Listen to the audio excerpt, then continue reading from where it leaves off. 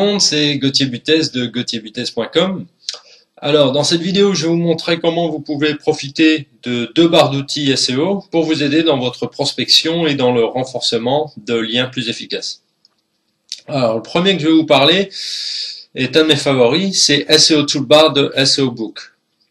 Pour l'installer, allez à cette URL, tools.seobook.com/SEO Toolbar, ou vous pouvez simplement chercher dans Google SEO Toolbar, ça sera le premier résultat. Une fois que vous êtes sur leur site, installez-le comme n'importe quel autre plugin. Ici, j'utilise Firefox et ça tombe bien car cette barre d'outils est uniquement compatible avec Firefox. Cliquez sur le bouton Télécharger maintenant, puis cliquez sur Autoriser. Et elle sera installée. Vous devrez redémarrer Firefox pour l'utiliser. Maintenant, laissez-moi vous montrer comment exploiter au maximum cette barre d'outils. Disons que vous n'avez jamais entendu parler de webrankinfo.com et que vous venez d'ouvrir leur page d'accueil. Comment pourriez-vous connaître instantanément l'autorité de ce site? Eh bien, avec la barre d'outils SEO Book, c'est assez facile car vous pouvez voir le PageRank de leur page d'accueil, vous pouvez voir le nombre de pages majestiques et l'âge du nom de domaine. Ainsi, vous obtenez beaucoup d'informations de référencement dès le départ et même des informations de Bleco qui est un autre moteur de recherche. Si vous voulez voir l'importance SEO du site, vous pouvez cliquer sur ce petit bouton I ici et il vous montre beaucoup d'informations, y compris des trucs comme les Yahoo Links où vous pouvez voir combien de pages sont indexées dans Google. Voilà, tout ça est très utile lorsque vous voulez connaître la valeur SEO d'un site. Vous pourrez voir si c'est un nouveau site, un site plus ancien, un site d'autorité, un site de niche.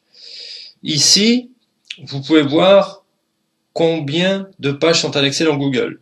Et si vous cliquez sur le lien, il vous donne les résultats Google et vous pouvez les consulter si vous voulez. Alors ensuite, vous pouvez vérifier s'il est inscrit dans un annuaire d'autorité quelconque. Si je veux faire une vérification rapide par exemple, il vérifie si le site est dans DMOZ, l'annuaire de Yahoo, dans Best of the Web ou dans business.com. Donc si vous voyez un site qui est répertorié dans l'un ou l'ensemble de ces répertoires, c'est généralement un bon signe. Bon, cependant, il y a bien évidemment des sites qui ne sont pas dans ces répertoires et qui sont très autoritaires. C'est quelque chose à regarder en termes de confiance et de qualité du site si vous n'êtes pas sûr.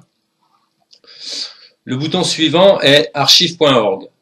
Alors c'est formidable de voir l'âge du site. À mon avis, c'est l'un des principaux facteurs de classement pour un lien dans l'âge du site.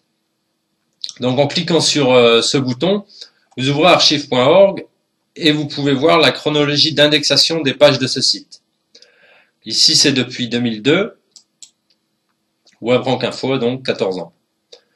Une autre info que je n'ai pas l'habitude de regarder est semrush.com, qui est une estimation du trafic. C'est peu précis, mais c'est quelque chose à regarder brièvement si vous voulez savoir quel est le potentiel de trafic que vous pourriez obtenir à partir d'un lien dans ce site. Alors, enfin, vous avez Comp, ici, qui est juste un tas de différentes informations comme Alexa, Quantcast par exemple. Vous pouvez également vérifier rapidement le Whois du domaine. Par exemple, si vous voulez entrer en contact avec cette personne, vous cliquez sur le bouton Whois et il vous donnera les informations Whois. Dans ce cas, c'est bien sûr Olivier Dufay, le gourou français du référencement. Alors, il y a aussi cette fonctionnalité que j'aime, qui est View Source in Tab, en français, vue de la source dans un onglet, ce qui est un moyen d'analyser le code du site. Si vous voulez voir si un lien est dofollow par exemple, même s'il existe déjà un bouton pour cela, mais bon. Vous pouvez voir aussi si le site utilise Google Analytics ou Kissmetrics.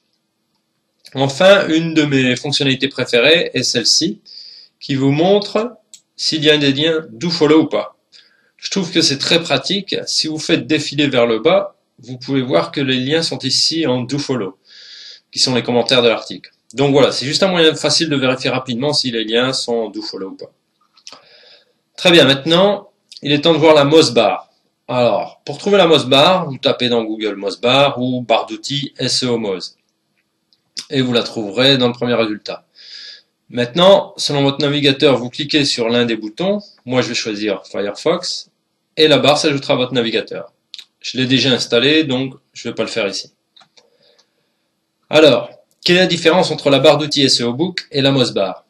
La différence majeure est que la Mossbar vous montre ses propres mesures au lieu des mesures d'autres sites comme Ahrefs ou Majestic. Et à partir de Google, elle vous montre le PageRank. Donc je ne vais pas entrer dans un débat sur qui est le meilleur, mais c'est juste un moyen d'obtenir des informations différentes qui peuvent vous aider à prendre des décisions dans la construction de vos liens.